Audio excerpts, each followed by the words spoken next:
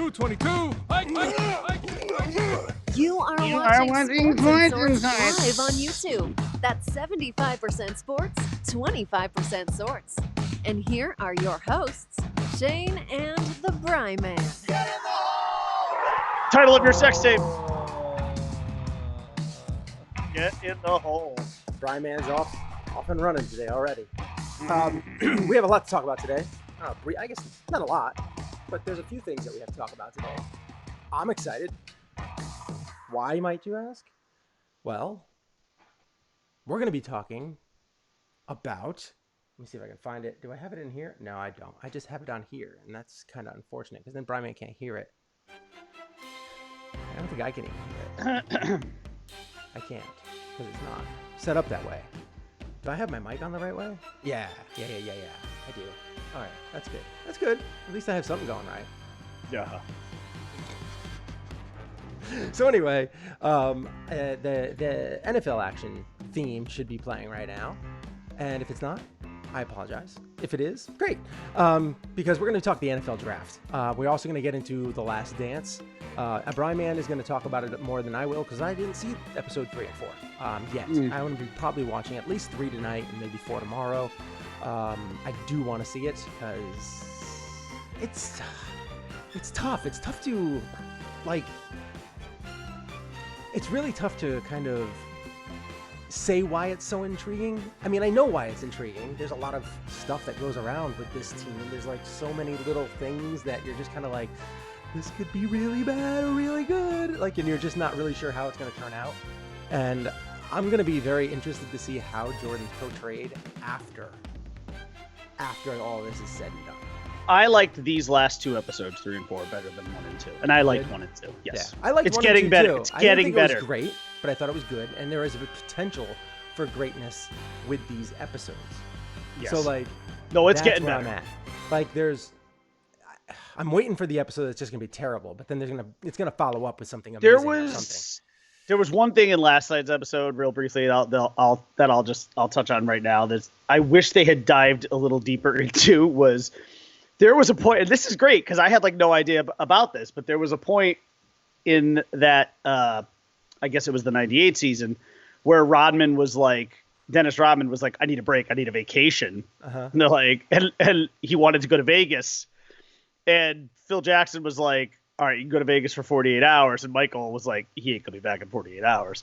But I want to, and they did a little bit like as to what happened in Vegas, but I would have loved a more full, like, blow by blow of everything that was going on in Vegas. Literally? I mean, it was kind of vague, but there was one good story, and I'll get into that when we do the Last Dance recap. But there was like one pretty decent story. Because at the time he was with Carmen Electra, so I'll get into that one. Okay. All right. So, Clint's excited about the Bills draft. I would say I'm fairly happy with the Bills draft too. I don't really, like I said, I don't really pay I don't pay a lot of attention to the draft for one reason, because there's so many ifs. There's so many, or he could be this, or he could be that, or this could happen, or if this happens, if this happens, if this happens, if this happens, he could be good. I missed literally 1 hour this weekend of the draft. That's it. Just 1 hour. And it was the last, basically between hours 6 and 7. And I even came back and watched like the end of round 7. So did you see the Bills take Dane Jackson in the 7th round? No, I don't know if I did. That did. didn't stand out to you? I might not have. He's actually a decent corner, but and he'll probably be a good fit on this team because they don't need a lockdown corner because they have their guy right now as their main guy. So I think that I think they're in pretty good shape. They made some moves that they needed to make.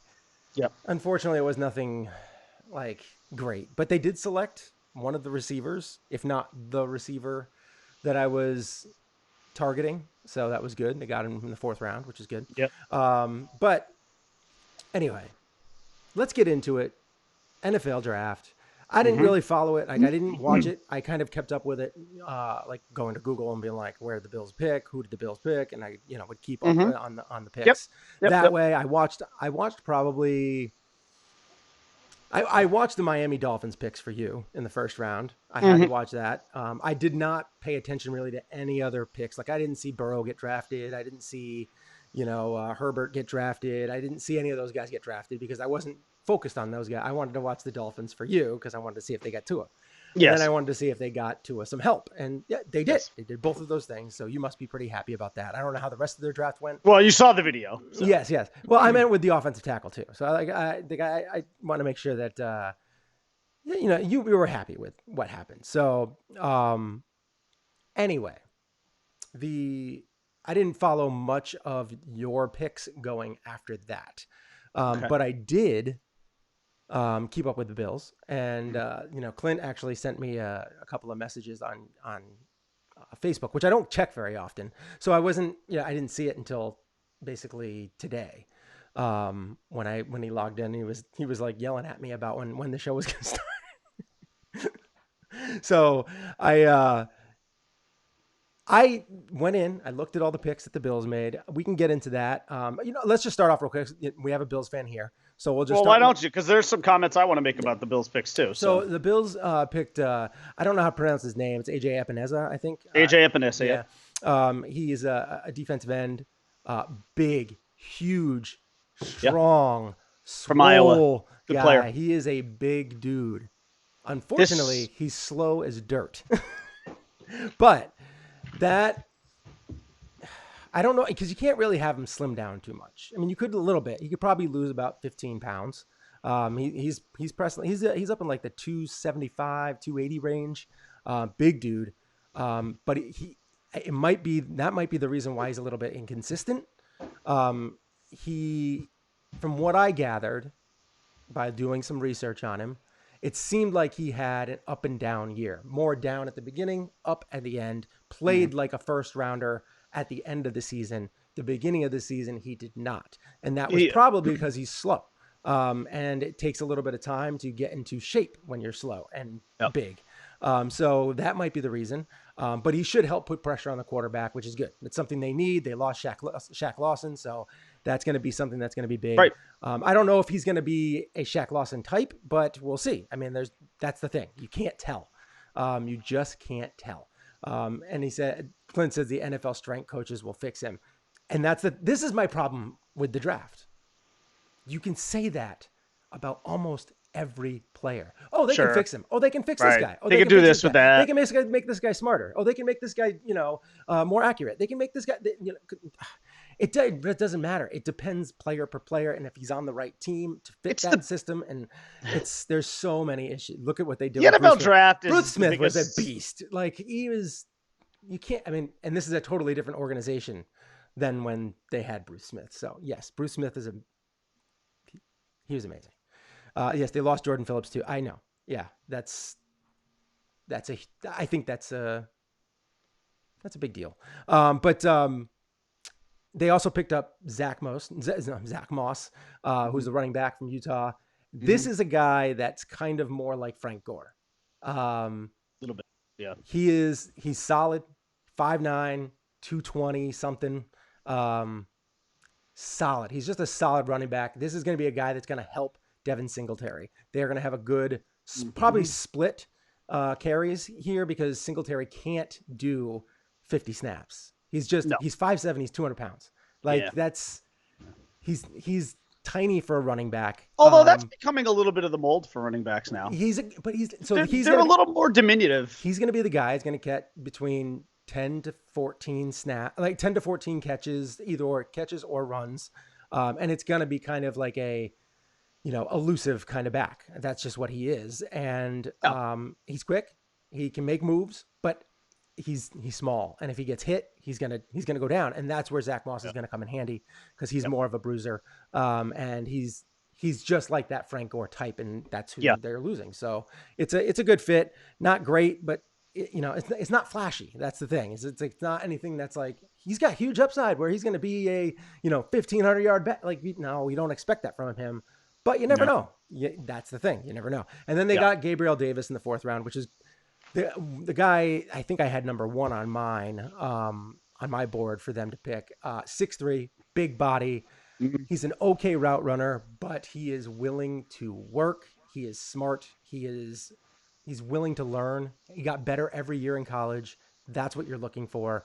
Yeah. So I think there's higher upside with this guy. Yeah. Now the other receiver that they took, which was in the 6th round, we'll get to him in a few minutes. But in the 5th round, they took Jake Fromm. Mm-hmm. And I actually like that pick a lot. I So do think I. that was a great pick at that point, not because I think he's going to be an epic starter or anything like that.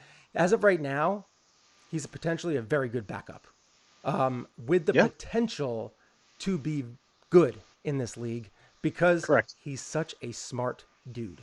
Yep. If this was a guy, if you could take his brain and put it into Josh Allen's body, then you're looking at a all pro every year, possibly fighting for an MVP, because Josh Allen, kind of a moron who runs through walls.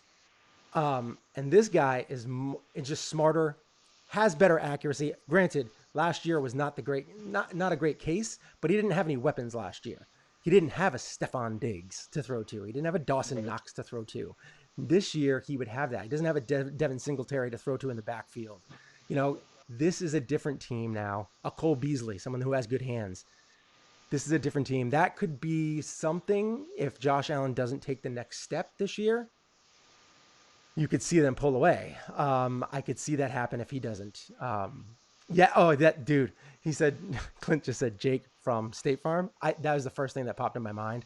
I just thought that's like great. That's just phenomenal. But because he kind of does look like him too. Anyway, so that was that was probably my favorite pick in the draft. Was Jake Fromm right there, just because he's a smarter guy. And I think that hopefully him working with Josh Allen, because this guy, he's also a very selfless player, and he's a guy who is super upbeat. So I'm hoping Jake Fromm talking with Josh Allen on a regular basis gets them so Josh Allen takes the next step, because he has the tools and the build to be that guy. He just doesn't have what's in between the ears. Hopefully, them being together, Josh Allen doesn't take it as like a bad thing. He can take a good thing out of this, but he's not the smartest guy, so you never know. So we'll see. And then sixth round, they took Tyler Bass. He was probably the best kicker in the draft, and I think that is a very good pick for them, because it's have a solid kicker. What about the Nazi that the Patriots took from Marshall? Boy, that guy's getting some. It's been a rough couple days for him. But you know what? Can I just say something about the Patriots real quick? Sure. It just never ceases to amaze me. This organization outdoes itself like no other in sports. Mm-hmm. And what's funny about this pick is that this guy maybe is like the second or third worst in terms of, like bad PR. I mean, let's be honest. They literally drafted a murderer. Okay. It's true. They've drafted liars, stealers, cheats. So I don't really know where Nazi ranks on the Patriots pantheon of bad guy picks. But hey, hats off to you, Bill Belichick. You keep doing you, buddy. You do you like nobody does you. The Patriot way in full effect. I mean, my God, you found the one Nazi in the draft, and he went to the Patriots. Like, if you had actually told me before Thursday night, one team is going to pick a known racist / Nazi, which one is it going to be? And like, you put a gun to my head, and you say your life depends on you getting this right. I would have been like, it's going to be the Patriots. Of course, it's going to be the Patriots. Only Bill Belichick would draft a guy like that. Yeah. I mean, like, and at least with Aaron Hernandez, you can't say Bill Belichick knew Aaron Hernandez was going to kill people. But this guy has tattoos on him that say, I'm not a good person. Mm-hmm. And he still picked him. Of course the Patriots would do that. He even has a German Nazi last name. It's like Rohrwauser. Excuse me. God bless you. Rohrwauser. I don't know. I may be going a little too heavy on the German pronunciation, but it's Rohrwasser. There's no vowels. Rohrwauser. I mean, he's Sorry. Anyways, go ahead. Continue. And then I want to give a grade on your Bills Yeah. too. So Clint also said how big was Thurman, as in Thurman Thomas, who is probably he. See again, you're throwing out like Hall of Famers there. But, like, That's but Thurman Thomas. Exceptions So Thurman Thomas, there's always been talk about his height. So he came out and they said he was like 5'10" or 5'11". He wasn't that tall. I think he was like 5'9", and he was like 5'9", like 206, 210, something like that. And that is a guy, and he probably, if you looked at Thurman Thomas, he looked like he had a build to him. Like he looked heavier than he was. And Devin Singletary does not look like that. And Devin Singletary's small. He's 5'7" and 203. Whereas 5'10" and 210 is a different story. Like 7 pounds of muscle, but having the bigger body is good. But Thurman Thomas also had to deal with a lot of injuries in college. And he dealt with a lot of leg issues and stuff like that. So you can't really make the comparison because Thurman Thomas was one of the most elusive backs to ever lace it up. Also, can you imagine Thurman Thomas in today's NFL? Oh my God. Oh God. The success. First of all, he'd be really rich and he'd deserve every penny of it. He was so ahead of his time. Keep in mind, he was in that Marshall era, Faulk before Marshall Faulk. He was in that era in the 90s, in the early 90s. That was still, when you talked about the running back position, it was more of a north-south runner, bowl through a line kind of running back. Mm-hmm. It wasn't. He was a hybrid. Mm-hmm. And an unbelievable one. And I think a big reason why Jim Kelly's also a Hall of Famer. Mm-hmm. I mean, don't get me wrong. Jim Kelly deserved to be a Hall of Famer regardless. But Marshall Faulk, that's the thing with these Hall of Famers, that Jim Kelly, just imagine what would have happened if Dan Marino had the weapons that Kelly had. Well, again, we talk about like, oh, yes, well, that too. Yeah. Like Andre Reed, James Lofton. Yeah, James Lofton. Oh, yeah, no, absolutely. And Thurman Thomas. I mean, that's one thing Dan Marino never had was a running game. Never had a really good running back. I mean, the best running backs he ever had were like Bernie Parmalee, Sammy Smith. I mean, he never had. He never really. And it's not like he really had the defense that the Bills had either. I mean, Mark Higgs. I mean, honestly, those were like the three. Like Bernie Parmalee, Mark Higgs, maybe a little Sammy Smith. Like those were honestly like the three best running backs Dan Marino ever had. Yeah. I mean, you probably would not have known any of those guys if I had not just told you who they were. I mean. But I know who Thurman Thomas was. Thurman Thomas was a beast. Thurman Thomas was an animal, a beast in today's NFL. He would be, and that's the thing with Thurman Thomas is that he would be a beast in any era because he was that darn good. Well, he wasn't his, and he'd be an even bigger deal now. He was the most talented offensive player they had. Andre Reed, he was my favorite. I loved him. I loved his hands. I loved his route running ability. I just loved him in general. But Thurman Thomas, and I used to give Thurman Thomas a ton of flack, because he did make some key fumbles and some key moments. But he is a guy who was the most talented offensive player they had. Yep. Just hands down. And that is the reason why a lot of those guys are Hall of Famers. Yep. Like that. So he was that talented. I love Thurman Thomas. I love him more now after dealing with some of the heartache that he had given me through times, but it's he's a tremendous athlete. But anyway, so then we get into the sixth round where they took the sixth round. They took the kicker first, which is, like I said, I think he was good. Clint said that Kuiper loved the kicker, and I was like, of course he did. That's just I had the Kuiper hair going this weekend, so of course we picked something similar. Yeah, you remember? I sent. That's right, you did. Yeah, I had my hair going up big, but anyway. Then they took Isaiah Hodgins, who is a wide receiver from Oregon State. Now, this guy, if there was a guy that they drafted that I just hope, like you were saying, with I think you said with the NFL strength coaches, that they'll fix him. They'll fix Epinesa. I hope that this is a guy that they can take these strength and training coaches, and get this guy some speed. Because he could not really separate from like college corners. And that's an issue when you're going into the NFL. If you can get this guy a little more speed, get him another, like, I don't know, 0.5 maybe off of his 40, to get him some speed. He catches everything. He had almost a 70% catch percentage when covered. Like when actually covered, when in, he catches everything. He caught like something ridiculous amount of like something like, I don't know, like 87 of 90 balls this year. Like that's ridiculous. Sounds like, do you remember, you may not remember this name. There was a guy in the Dolphins quite a few years ago. His name was Oronde Gadsden. Sounds like the same guy. Could not get separation, caught everything, threw at him. It was like he had peanut butter or stick 'em on his gloves. Like he caught everything, but was not a good separator, not the best route runner.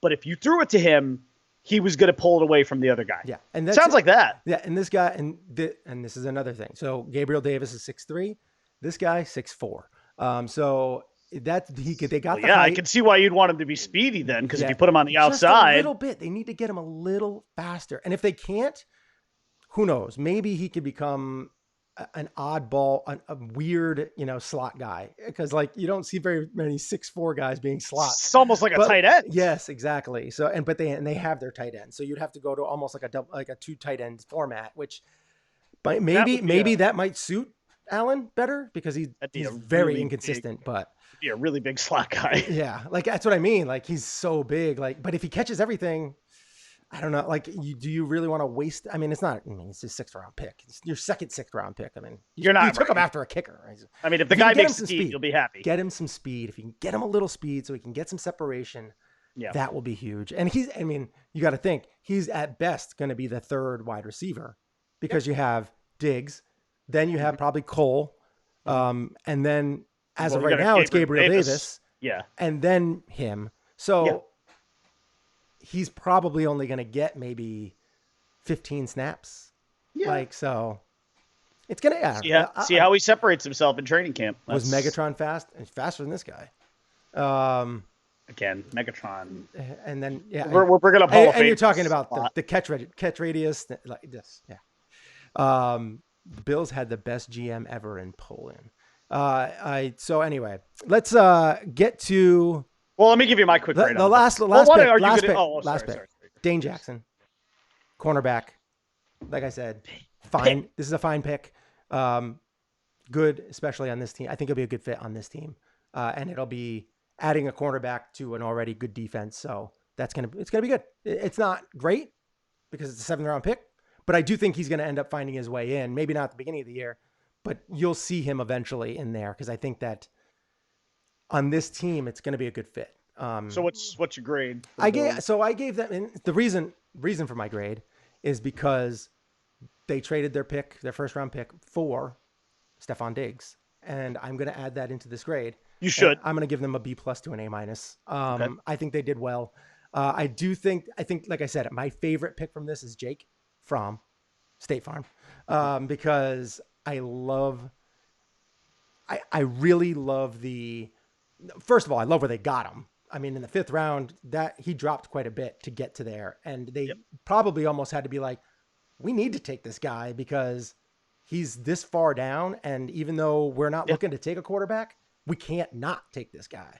Correct. So it's a great backup plan, especially with Josh Allen, how he runs all the time and gets pounded and he's going to get hurt if he keeps playing like that. So this would be a good guy to have as a backup. And then who knows? Josh Allen keeps acting like an idiot and running through walls because literally the NFL, these defenders are like walls, actually moving walls that are moving at you. So it's even worse. Mm-hmm. If he keeps doing that, he could end up finding himself on the bench and then maybe a prolonged bench because if Jake comes in and is as accurate and smart as we want him to be, that could be bad news for him. Although he doesn't have the greatest arm. He doesn't have the Josh Allen arm.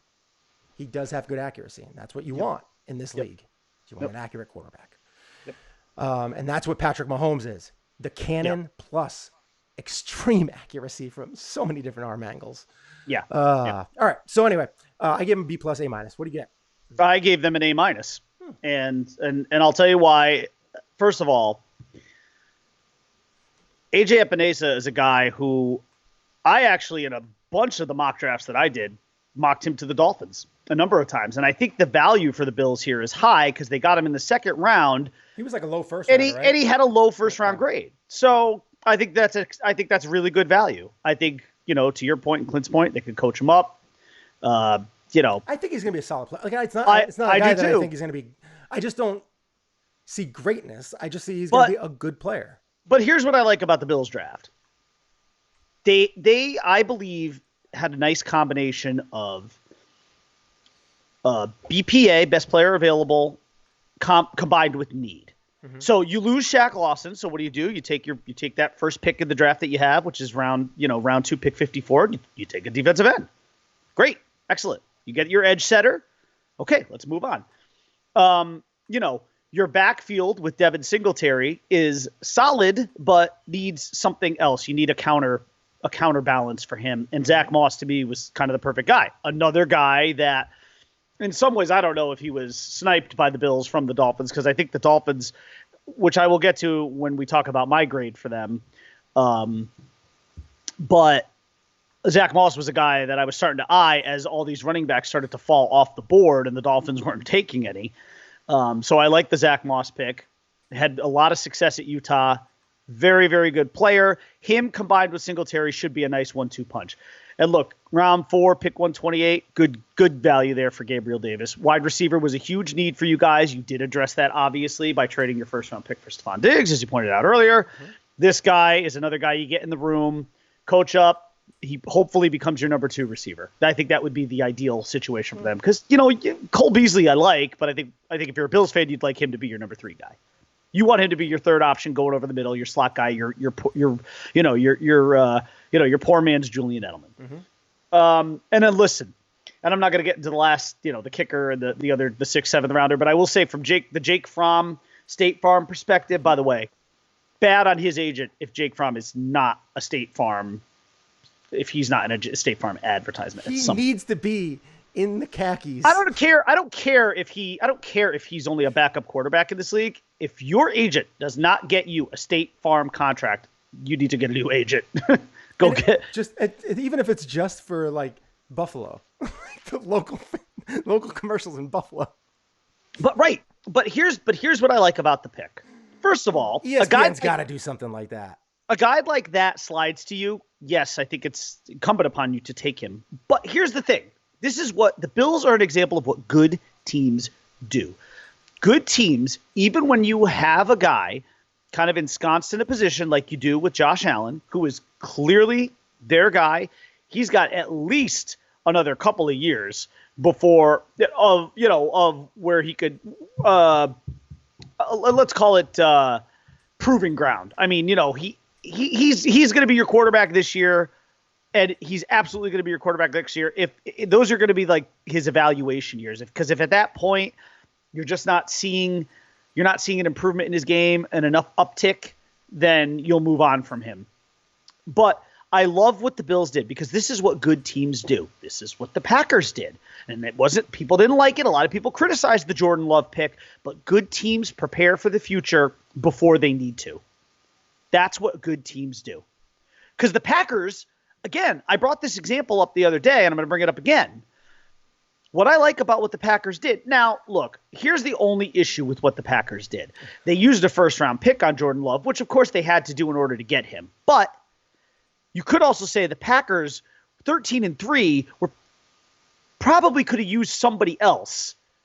I mean, I don't know. If Brandon was here, he could probably say maybe there was a better position they could have used that pick on. But you know what? You still identify – they did what they did with Favre, which was not easy to do. It was extremely uncomfortable for him, for the team, for the fans, for everybody.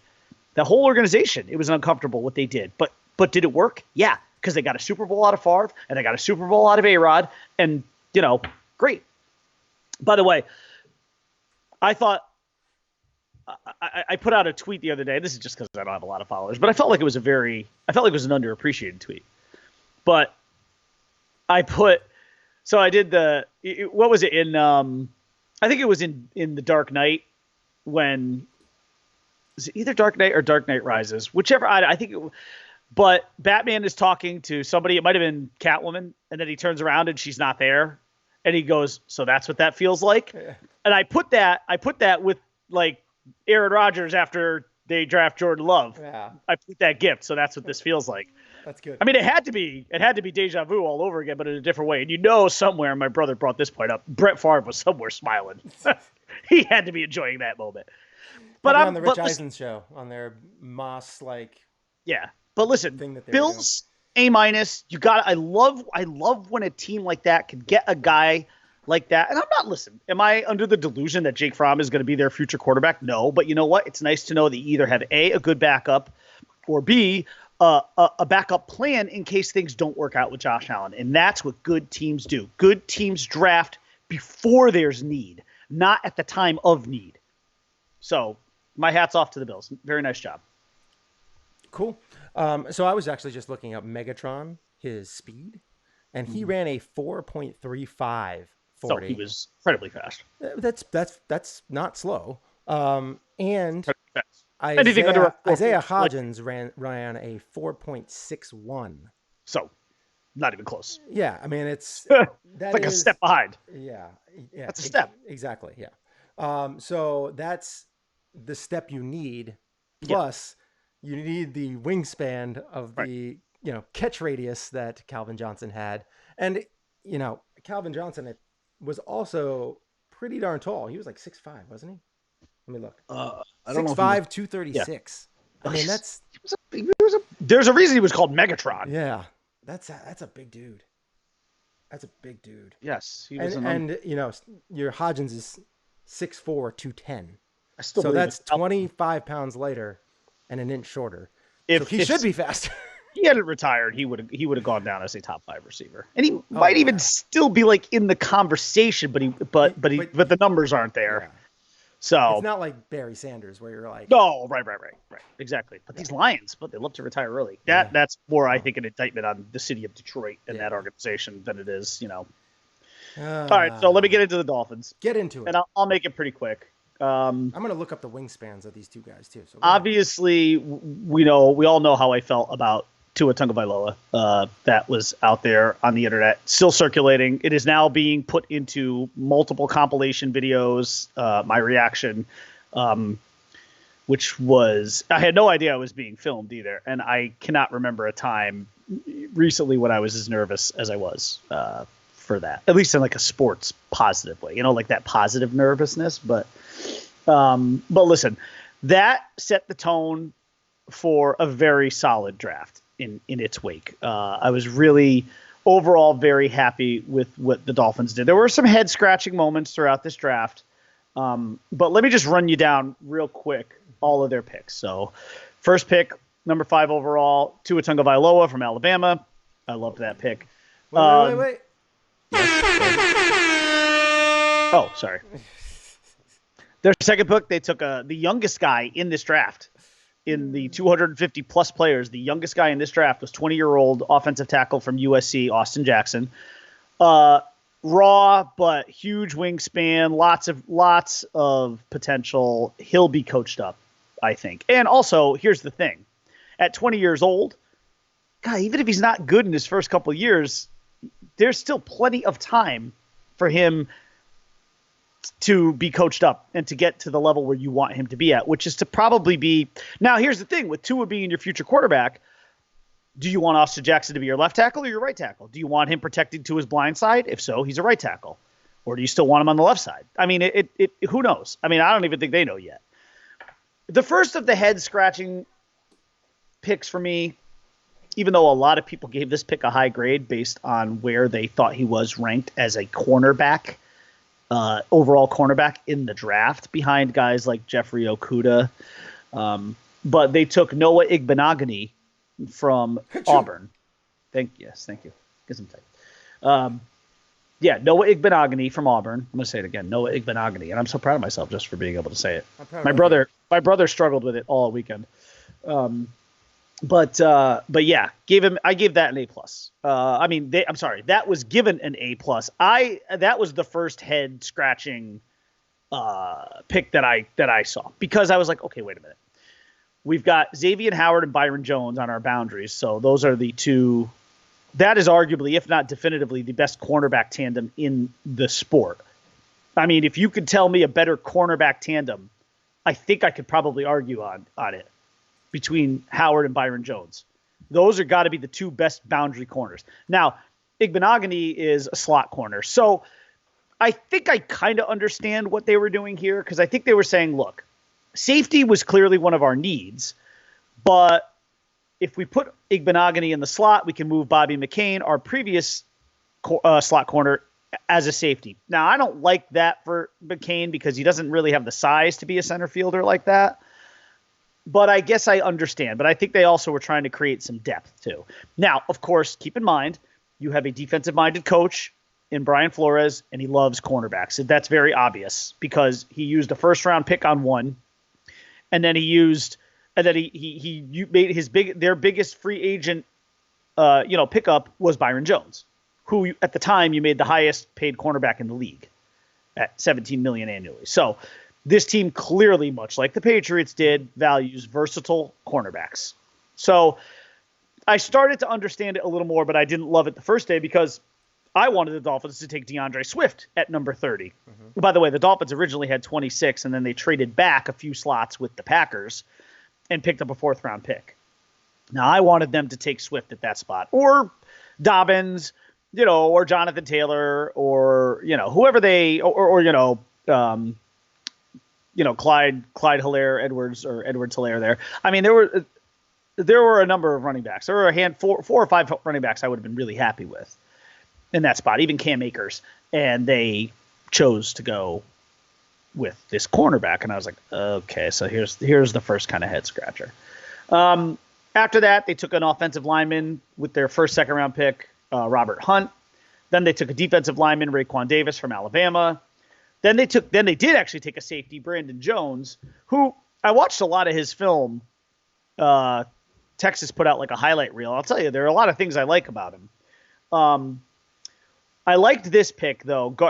Clearly, there is a trend here, especially from picks. First round, you had one first-rounder, 2 second-rounders, a 4th-rounder, a 5th-rounder, another 5th-rounder. The Dolphins are building the trenches because they know that's how that's where championship teams start, is in the trenches. The Bill Parcells model, and they followed that model. So they took Raekwon Davis, the defensive lineman from Alabama. We'll see how a lot of inconsistencies in his game. So there's some work to do there. But I loved this pick from Georgia, guard Solomon Kinley. Big, monstrous dude. They put on these lines, they brought in beasts. I mean, guys that averaged like 6'3" or 4" and like 320 something pounds. Like if you average them all together, like they brought in monsters, and they're trying to build this animal of an offensive and defensive lines. They want the defensive line to be stout run stoppers that can hopefully get some penetration, and they want to build a wall around Tua Tagovailoa. Wait for it. I'm waiting for it. Yeah. Hold on. Give me a second. Then they brought in another defensive lineman. Sorry, I was doing all sorts of stuff on Megatron and comparisons to Hodgins. Then they brought in another offensive lineman, another defensive lineman, I should say, Jason Strobridge from North Carolina. I kind of like him, versatile. Listen, the whole versatility is the key word in the Dolphins organization right now. It's what Flores, Steve Ross, Chris Greer, it's what they value. They value versatility in their players, not guys who are one-trick ponies. So they really value that. The best value pick, in my opinion, though, was their 2nd, 5th-round pick. He's an edge setter from Boise State, and edge was a huge position in need. His name is Curtis Weaver. This guy had a first, depending on where you saw it, anywhere from a 1st-round grade through a 3rd-round grade. And the Dolphins got him at pick number 164. The biggest knock on him is not his productivity or performance or any of his film. It's how he looks. They're like, he doesn't look right. Like, he doesn't look like an edge guy. But I honestly couldn't care less about how a guy looks. I just want you to perform well.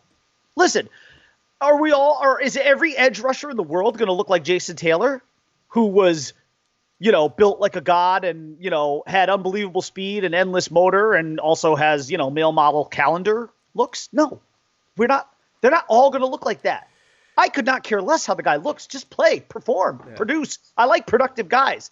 I like guys who have productive college tape. It tells me a lot about how they will most likely translate to the pros. Mm-hmm. So that was easily their best value pick. That's an A+ of a pick right there. Then came the head-scratching pick of the draft, which was, you want to talk about, if the Dolphins value versatility, well, then they got the ultimate one-trick pony guy in Blake Ferguson, who was the long snapper from LSU. Long snappers do only one thing. That's it. It's in the name. There's nothing else they do. And the Dolphins had a good long snapper by the name of Tabor Pepper, who they then cut. I don't understand this move at all. And now look, am I going to get really worked up about it? No. It was your second to last pick, and he was a 6th-round pick, number 185 overall. That being said, a long snapper is a guy you could have easily picked up as an undrafted free agent. Why use a pick on him when what you really needed there was a wide receiver? Because the Dolphins did not pick a wide receiver until their last pick, which was Malcolm Perry from Navy. Now, I watched a lot of film on this young man, and he's a good-looking kid, very versatile. Actually, it's kind of funny. He's quote-unquote listed as a wide receiver, but he's basically he was their quarterback and a running back and a wide receiver. So he was their Cordell Stewart / Pat White. Again, versatility. That's what the team values most. Now,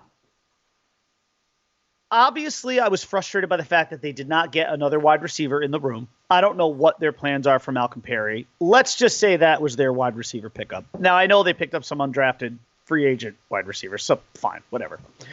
But to me, you had an opportunity at the end of this draft to pick up a guy like instead of Blake Ferguson, they could have taken either Sam Proche or KJ Hill. Both productive guys. The first from SMU, the latter from Ohio State. I actually kind of preferred KJ Hill a little bit. I liked his productivity at Ohio State.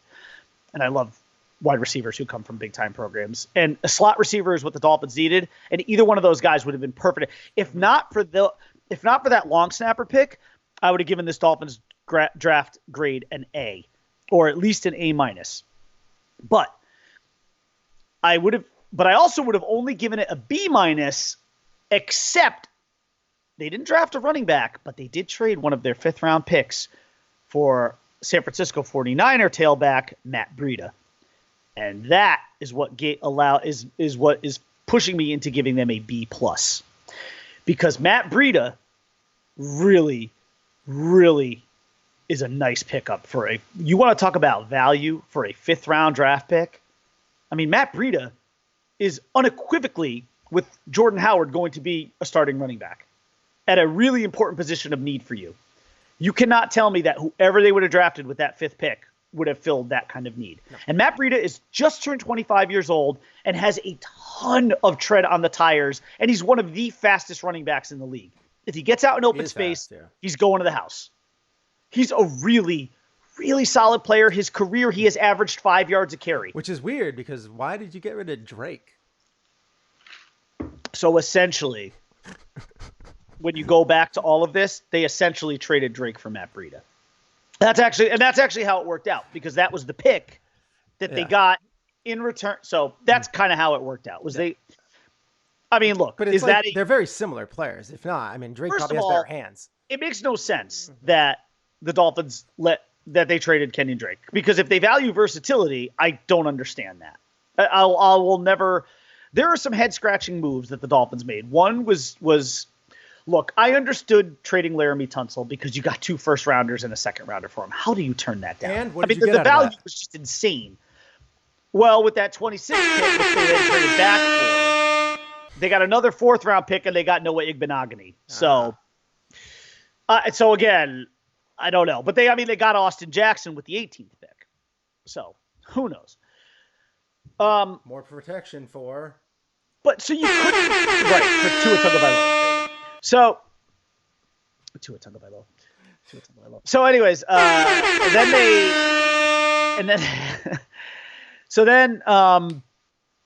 I understand that draft. But if you value versatility, how do you go and trade a guy like Minkah Fitzpatrick? That's the 18th pick. Now, you could say, okay, well, Minkah, You guys are I set mean, in the backfield, though.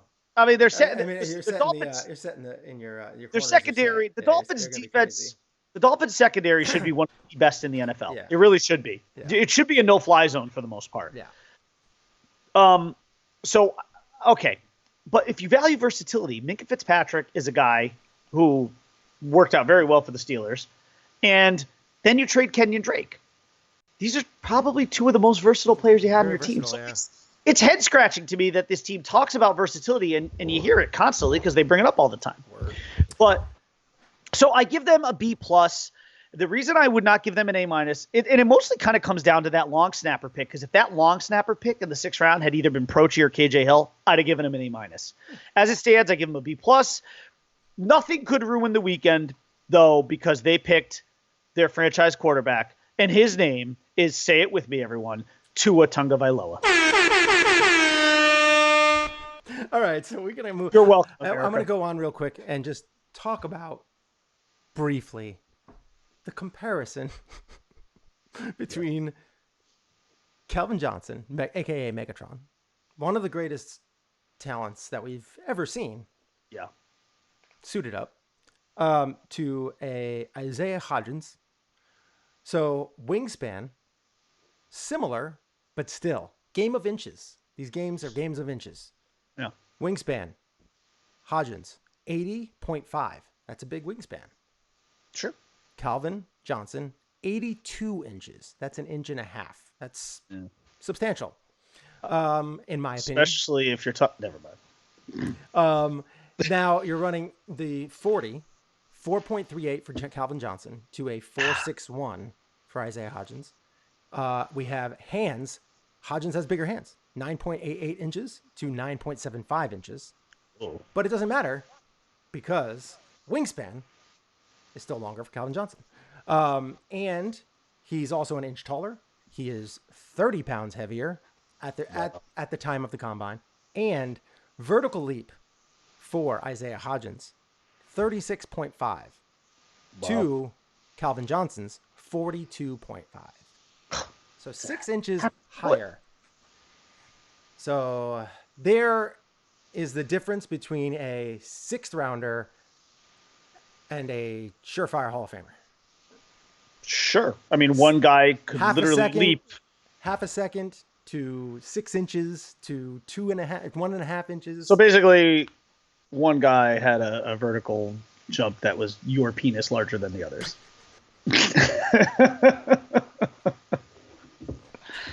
Is that the proverbial I don't know. I don't know. Maybe I'm projecting. Who knows? I'll never tell. I hope you're not projecting. The title of your maybe I'm projecting title of your sex. All right, so let's get into.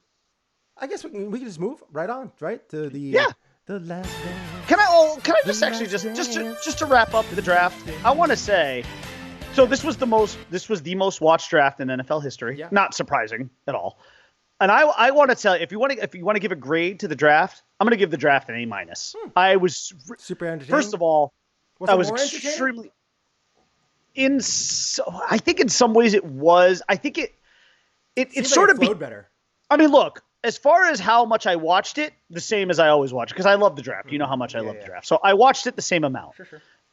But I will tell you, I spent, and this is no joke, like my brother and I were like little girls on Saturday, 6 hours and 47 minutes on the phone with my brother straight. 6:47. We were on the phone. We set a new record because sometimes him and I go like 5 hours on the phone, and this was our new record. How many times did you say this? Well, let me tell you something, brother. That's funny. That's well done. I didn't, but it would have been funny if I did. But so we were on the phone for 6:47, and I'll tell you, it was fun. And I mean, I actually got a lot accomplished at that time. I got my workout in. I was, because he was doing his mail route, and I was basically telling him like what picks were, and I was like staying ahead of it on Twitter. It was fun. It was like fun. I mean, like he called at 10, and we basically were like till 5 o'clock. Speaking of, I mean, have you ever talked with anybody on the phone that long? It's got to be a record for me. I might have with my wife when we were in high Oh, school. maybe I might have done that too. 20 years ago. Right, you're right. Like 25 years ago. I don't know. Right now, I can't even. Now, if I was on the phone with my wife for 6 minutes, it'd be too much. So, but I do want to, a lot of USPS and in around your friends and family. So I do want to give them a little bit of that. 100%. And they're during this time, they are needed more than ever because they are. And fuck this president for not wanting to give the post office money. What a fucking clown show. Sorry, not for kids, I know. But you know what? I want to speak on that just for a second because I also want to. Did you see Brad Pitt play Fauci? No. Oh, I gotta watch. Don't tell me anything about SNL. Was that SNL? Yeah. No, I gotta watch it. I watched it last night. It was good. It was good. He did a great job. I'm trying to picture him as Fauci was asked if who would play him in like a movie or something like that, and he was like kind of joking around. He was kind of joking around. He was like, Brad Pitt. I love Fauci. He's great. And sure enough, they got Brad Pitt to play Fauci for awesome. SNL. That's tremendous. Yeah. But he did a great job. Did he? Yeah. That's great. I can't wait to see that. Well, Brad Pitt's fucking awesome. So, what was I going to say? Oh, but no. So the only thing I didn't like about the draft, there were, and this is the only reason I'm giving it like an A- instead of an A+. Mm-hmm. A couple of things. I mean, I know what they were trying to accomplish with the musical acts, but it just felt out of place. It just wasn't necessary. Certain things need to be live. Now, look, the national anthem part, fine. But then they threw in like a bunch of other musical acts after that. I was like, okay, this. And then the other thing, and this brought it down a little bit, like emotionally, like it made it a little sadder because there was so much coronavirus and COVID-19 discussion and pandemic stuff. And I was just like, God, dial that back. We're tuning into this to forget about that. Mm-hmm. And I just needed less of that. And I understand. And there was a lot of other sadness too. There were so many stories. And I don't really remember this from past drafts. But like certain guys would get drafted and like the first story would be how they lost a loved one, a brother, a father, a sister, a mother. And I was like, oh, this is real. Like I'm trying to I just want to concentrate on the sport of football right now and not think of any of that stuff. Yeah. And that brought it down for me a little bit. Overall though, look, this was exactly the medicine that I think the sports country needed right now. And it was a really nice 3 days of not even having to think about anything. So that was great. But I would have drawn some of that other stuff a little bit back because it just wasn't really necessary. Overall, great weekend. It occupied a lot of time for me, and I enjoyed the whole thing. Word. Okay, so let's shift gears over to The Last Dance. Because I didn't get to watch it yet. I didn't watch 3 and 4 yet. You have. So what was your feelings on The Last Dance? Well, so as I mentioned earlier, I'm really ensconced in this series right now because episodes 3 and 4, in my opinion, were better than 1 and 2. And I liked 1 and 2 quite a bit. But there were some highlights, and I just took some notes as I was watching last night. There were just some highlights that I took from this. So like in episode 3, this was great because they interviewed Rod Thorne, who was the Detroit Pistons GM, because there was a big focus on the there was a big focus obviously on the Pistons and the Bills having to overcome them because there was a big focus on the Bulls having to overcome the Pistons because that was the team that was the team that had their number. They were mentally and physically beating up the Bulls for consecutive years, and the Bulls just could not get past that mental hurdle and physical hurdle. And it was great. They were talking to Rod Thorne, who helped build those Pistons teams. And he was the general manager, and they had asked him about the physicality of the Pistons. And he's like, did it ever, occur to the players, the Pistons players, that, they were hurting people? And did it ever occur to them that, maybe this wasn't the right thing. And Rod Thorne's reaction was great because he kind of paused and he took a breath and he's like, I don't think they cared. Which is, man, that just goes to show you how different the NBA was then as to what it is now. Yes. Because then, I don't think yes, the bad boys of Detroit were talked about. And I think there was obviously a narrative that they were dirty. But imagine them now in today's game and in today's social media world. They would be vilified even way more than they were then. They really would be.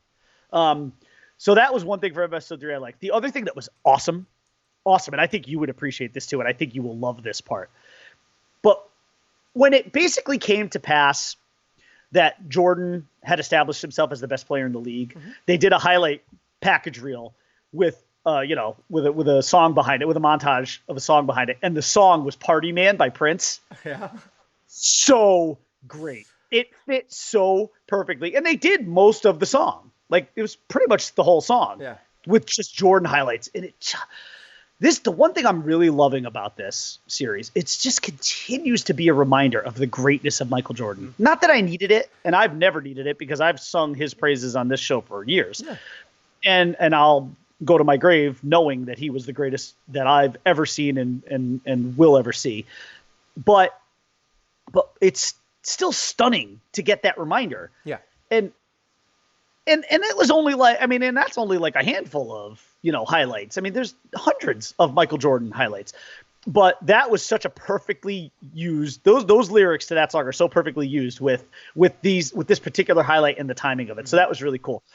On episode 4, some things that I thought were interesting. I think we all know that Phil Jackson was known as the Zen master, but I did not realize that he had a lot of Native American influence in his life, and he brought a lot of that influence in that Zen Buddhism to the teams that he coached. Like they show, there's the footage.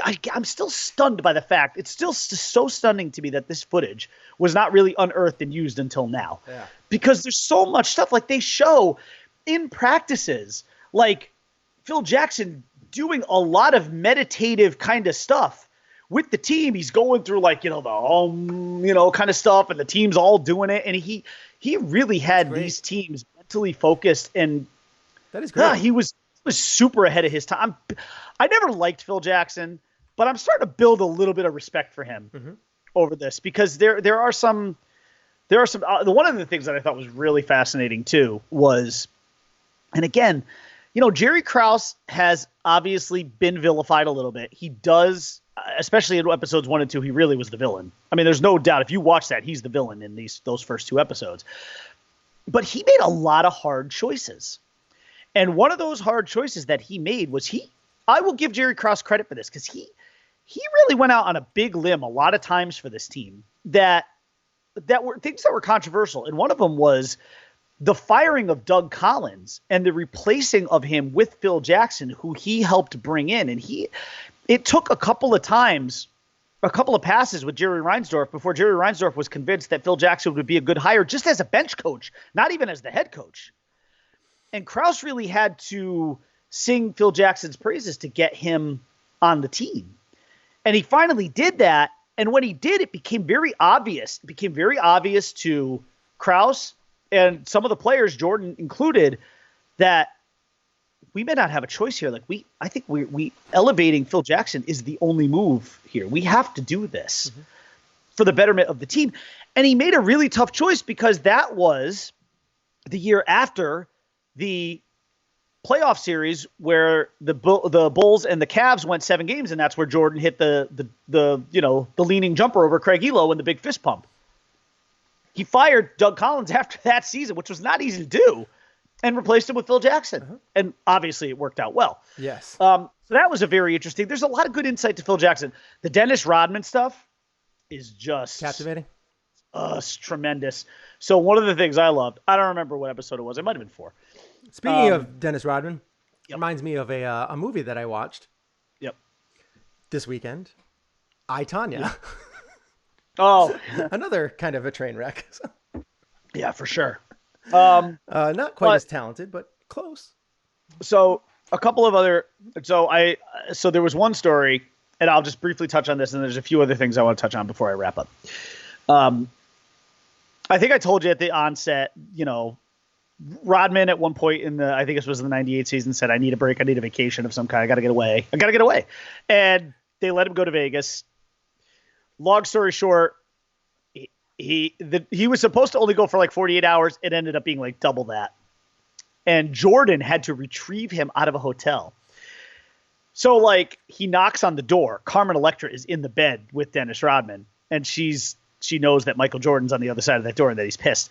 Carmen Electra tells the story that like she was so afraid, she like got up, she ran behind the couch and put like a blanket over her so that Jordan wouldn't see her when he came in. And Michael's like, all right, Dennis, we got to go. It's time to get back to practice. Like your vacation's over, pal. Yeah.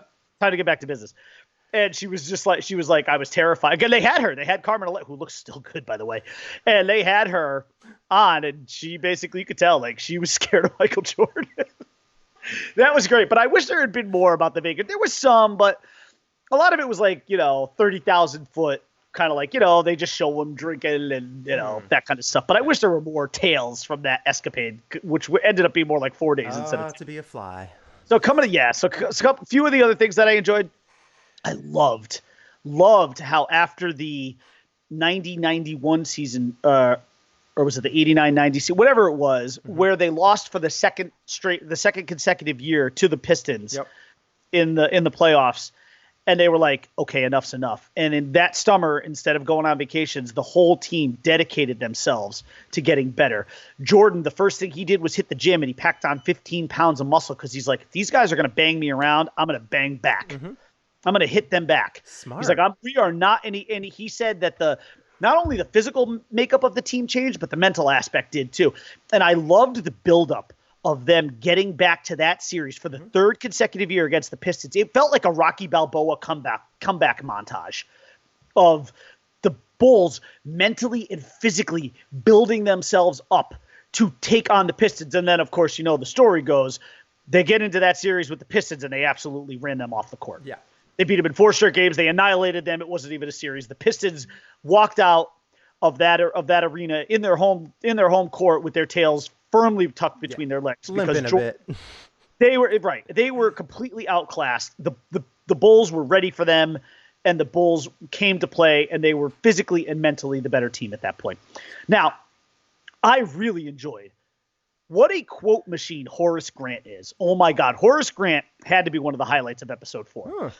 Because they were talking to him and they were asking him. So one of the big stories that came out of this was that the Pistons, very unclassy, no class at all, would not shake hands. A lot of them with 7.9 or 7.2 seconds left in that final game 4 walked off the court and did not even shake hands. Laimbeer and Isaiah Thomas, 2 of the more notable ones, who walked off the court and did not. And this was they asked Horace Grant about that. And his response was 3 words: straight up bitches. He just called them straight up bitches. Now, Isaiah Thomas, again, was one of the guys to do that too. So you know what Michael Jordan said at the beginning of this, and I know you remember this. He said, at the end of this series, people are going to hate me because they're going to think I love Michael Jordan even more. I'm loving him more than I already did. That's saying a lot because I already idolized him. He's a deity in my eyes. I think he's moving up even more because Michael Jordan there are very few things I think that could hurt his reputation right now. I don't think anything that comes out of this series is going to do that. So far he's gone up notches, and this is one of the things that went up the notch. So they were sitting there, and one of the things I like that they're doing with the series is they're taking already filmed portions of it, and they're showing it to some of these other guys that they're interviewing, like on either iPhones or iPads or something like that. So they're saying like, oh, look, this is what that person said. So Isaiah Thomas, again, he was one of the guys who walked off the court, didn't shake hands, and he kind of tried to like backtrack it and say, if we knew then what we know now, of course we would have done it. It was a bad look, we feel bad, and they showed that. They are sitting with Jordan, and they're going to show that to him. And he's like, I don't care. He's like, I don't care what you show me. He's like, nothing's going to change my mind on that. And, so they show him. So before they show it to him, he's like, this is what he said. And I quote, "You can show me anything you want. Nothing can convince me he wasn't an asshole." I fucking love Michael Jordan. I love him. Just fucking love him. Because he's right. Because Isaiah Thomas was a fucking asshole.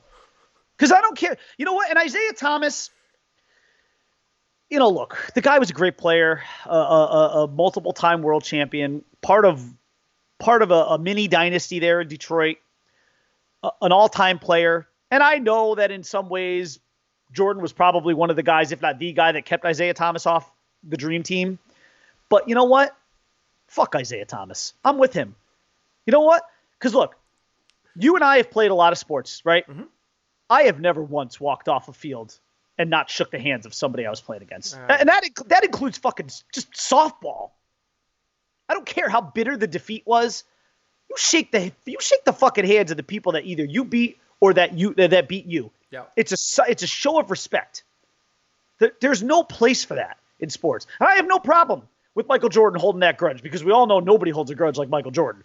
That's a motherfucker who can hold a grudge. And I have no problem with him doing that. And I don't care if he comes off as bitter. Yeah. Because you know why? Because that's a rite of passage. That's passing of the torch. That is one team recognizing another team's greatness and saying, you know what? We kicked your ass for the last 2 years, and then you came back and you stuck it to us. You have earned our respect. We will shake your hands. Now, look, from a guy like Bill Laimbeer, that's to be expected. He just was an asshole. But Isaiah Thomas has portrayed himself over the years as this. I think he's kind of come off as this sort of classy, holy. I don't want to say holy. He seems smug, though. But he does. And even in these videos, he seems smug. He's got his 3-piece suit on. He's got his legs crossed. He's got one arm up over the back of the couch. He just looks like he's a laid-back, cool guy. But you know what? He's a fucking jerk.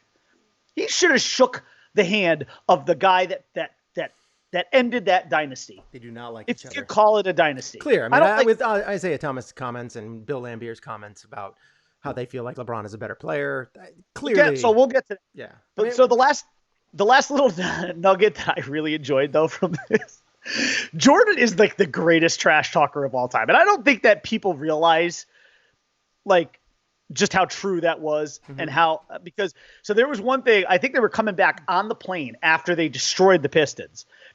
And, or this might, no, I'm sorry. This was not that. This was in 98. So, cause they bounced back. They bounced back a lot between, past and then like getting to present for them, which is 98. Mm-hmm. So they showed this clip. This was towards the end of episode 4. They're coming back off a plane, and MJ and Scotty Burrell from UConn are on the plane. They're playing cards together and gambling or whatever. And MJ is just ribbing Burrell so hard about like his nightlife and how he's single and at one point, I mean, he's just going after Scotty Burrell. It was so great. I mean, you could tell, I mean, he's just having fun with him. Mm-hmm. He's having fun with him. He's just ranking on him, trash talking him, just being one of the guys, right? Ribbing him. And at one point, Scott Burrell's like, he's like, MJ, he's like, there's a camera on me. He's like, you can't be saying this stuff. He's like, my mom and dad are going to see this at some point. And he looks at it, and MJ just goes, he looks at the camera, he goes, mom and dad, he's an alcoholic. It was so great. Like MJ was just so awesome. I'm sorry. There is nothing that's going to come out of this series that's going to make me dislike or think less of Michael Jordan. I mean, unless somehow there's some really bad domestic thing that comes up. Yeah. That notwithstanding, I'm going to come out of this liking him even more. Cool. So but yes, we should get to the we have to get to Isaiah. That quick. We've been pushing the envelope here with the time. But so we have Isaiah Thomas and Bill Laimbeer both coming out saying that LeBron James is a better player. Of course, this comes to the wake up last night's episode. And Isaiah Thomas said that not only is LeBron better, but he thinks that KD is. He feels that LeBron and KD are both as good, if not better, than Michael Jordan. Here's what he said. I'll read it to you. I think this generation of players is not getting enough credit for what they're doing, Thomas said, because the athletes that are in this generation are so far superior than what was in my generation. When we were playing, Jordan was the best athlete that we had ever seen. But from an athletic standpoint, there are like 10 or 11 guys in the NBA right now with Jordan's athleticism. We didn't have that back then. With what Kevin Durant and LeBron are doing, if you put them back in the era of the 80s with their talent, their athleticism, and their skill, who's the GOAT? Yeah. Yeah, you can't do that. You can't really shift people into different eras because, for one, I hate yeah, that. I for hate one, the eras. it is different now, and kids are kind of pigeonholed into stuff now. Like LeBron was playing basketball at a very young age, and he worked his butt off because of people like Michael Jordan, and that's why people are like that now, and they're so athletic and they're so big, and because they saw what he did. Like he Yes, changed the correct. game Yes, he did. not only from a competitive level because of his competitive fire to Yeah, a being training, getting in the gym, working out, getting correct. bigger, stronger, just Hmm. overall it's Hmm. everything. You couple everything together, and that's what created the greatness. Like Larry Bird, like there was only certain people that could do what he did, Yeah, and he changed the game too. Like him and Magic changed the game, and Michael Jordan correct. came in and changed the game. Like Correct. it's you can't compare the two because yes, athletes are more athletic now. They are because we have more science to give them better ideas on how to be more athletic and take care of your body better. I hate the whole era comparison thing, and I hate people who say like, "Oh, Babe Ruth would suck in today's baseball." No, he would not. No, he would not. He would not. Sorry, Babe Ruth would still be a Hall of Famer in today's baseball. And who I don't knows, he care might have that been I even don't. better because there would have been so much science out there to help him get his body in better shape. People and like a lot. Yes, you're right. You're right. Listen. How good was Cecil Fielder? Really good. Yeah. A really good player. I believe Babe Ruth would have been exceptionally better than he would have been. Yeah. And Cecil Fielder was Cecil Fielder was bigger than Ruth. Yeah, yeah. And so was Prince Fielder. And if not for health issues, Prince Fielder would have been a hell of a player. He was a hell of a player for a while. And he just couldn't stay healthy. Babe Ruth, despite his size, he didn't really break down. Nope. Played for a long time. Also, Babe Ruth would have been the greatest pitcher of all time if that had been his chosen route. You think Babe Ruth would have sucked in this era? Sorry, it's not true. Would he have been as great? I don't know. I can't say that. Do I know he would have been great? Yeah. Would he have been a Hall of Famer? Yeah. He might have been in jail, but so would have Ty Cobb. Ty Cobb would have been the most vilified human being on the planet. He'd be playing for the Patriots. He would be a Bill Bella, a high production guy with a real bad moral compass. He'd be the strong or free safety for the Bill Belichick's Patriots. He, without a doubt, would be. But I hate that. You know people. What? And go ahead and fuck you again, Isaiah Thomas, for saying that. First of all, I actually don't. I could not possibly disagree with that statement more, because I think Jordan would be unbelievably great in this era. Mm-hmm. And I think LeBron would be great in that era, like completely. Yeah. Why would Jordan? So you're saying, if what you're saying is that maybe like KD and LeBron's athleticism would be on par with his. Why would that stop Jordan? See, how could that prevent Jordan from being the greatest? But here's the thing, that Durant and LeBron still lack that special it factor that Jordan has. And don't get me wrong, they're both great players. Mm-hmm. See, I actually think that KD would actually struggle more in that era just because of he's not very physical. He's not a big dude. I think he'd been thrown around a lot. Yeah. And that would have hurt his game. Yeah. So I think it's different. Like KD's in a position and in a mold. His body is in a mold, fits in this era extremely well, where they protect the players a little bit more. So it's different. And Jordan was protected back then. Imagine how he'd be protected now. He was, but he wasn't at the same time. He wasn't. Yeah. He wasn't in the early 90s because the Pistons did whatever they wanted to him. Yeah. After that, then there sort of became these Jordan rules, and I want to see what's Damien saying here about. Damien was basically, I think, talking about how Babe Ruth. He goes, "Oh, so he'd beat Kurt Schilling, hey?" I think he'd be better than Kurt Schilling, but is that a horrible? I mean, from a pitching perspective, would that be bad? Yeah. Kurt Schilling, in my mind, is a Hall of Famer. He's not a Hall of Fame human being, but he's a Hall of Fame player. So what does he say? The argument usually goes, if you pull Jordan, Ruth, et cetera, out of their prime as they were then and drop them in the game today, they wouldn't be as good. And that's true, but dumb. Yeah. I don't know how true it is. Because here's the thing. Oh, all right, hold on. He goes on. It's dumb because they wouldn't have had the advantage of all the advances that have happened since they played. You're handicapping them for what was available at the time. Well, that's true. That part's true. Yeah. Cobb would be shilling. Oh, Cobb would be shilling. Oh, okay. I think Cobb is worse. I think Cobb is worse. I think Cobb, like on the Nazi meter, I think Cobb's a little higher. Cobb is. I think Cobb. He likely killed a guy. I think Cobb buries the needle closer to Hitler than Schilling would have. Not that Schilling's He's good. definitely more on the Aaron Hernandez side of things. All right, let's get on. Let's get on out of here. We have been on here for an hour and 15 minutes. But compelling stuff, though. This series so far. I'm looking forward to watching it. So that's pretty much it for our show today. You can find the show on YouTube. Go to Sports and Sorts on YouTube, and you can just subscribe to our channel. That'd be great if you could do that. You can also find me on Twitter at @EinhornIsFinkel, and you can find me on Instagram at Happy McAvoy. I'm not going to tell you where I am on Instagram, but if you want to find me, that's fine. You can find me on Twitter, @the_Bry_man. Excellent. And we will see you guys again very soon. Probably, maybe Friday. Who knows? We'll see. Maybe. We'll see what's going on. Yes. I mean, there's anything to talk about.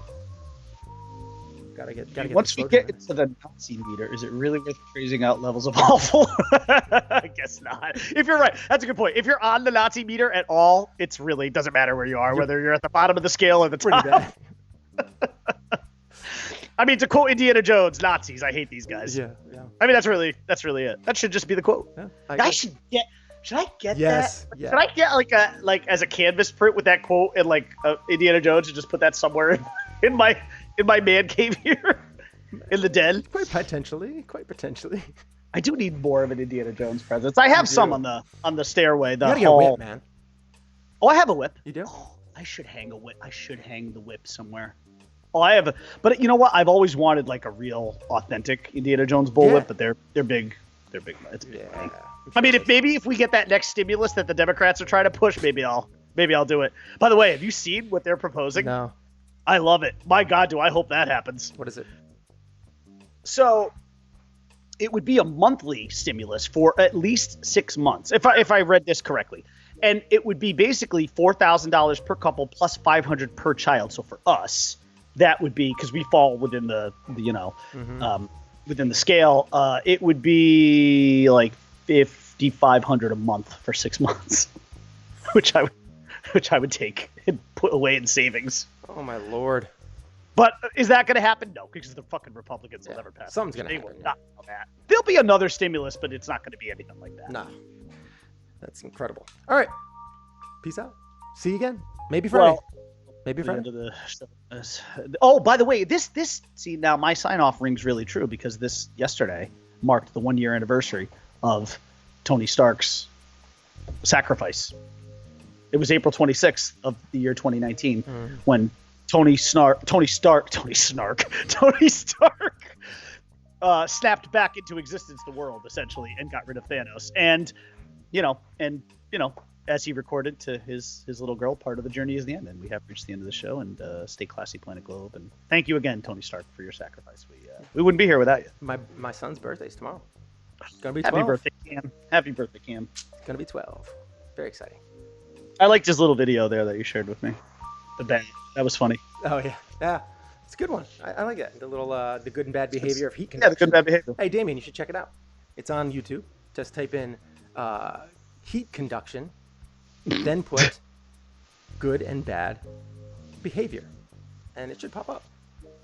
He's good. He's got a good camera presence. Or you can even click on this thing right here, that little where I was breaking the fourth wall because I was entering in on my own name on YouTube, and I put it on the screen, breaking the fourth wall, because that's the only way I can break the fourth wall. So he's got good camera presence. He's a natural. Yeah, he's his own Chevy Chase. It's good. Oh, it's good. He's got a good look. He's got a good look too.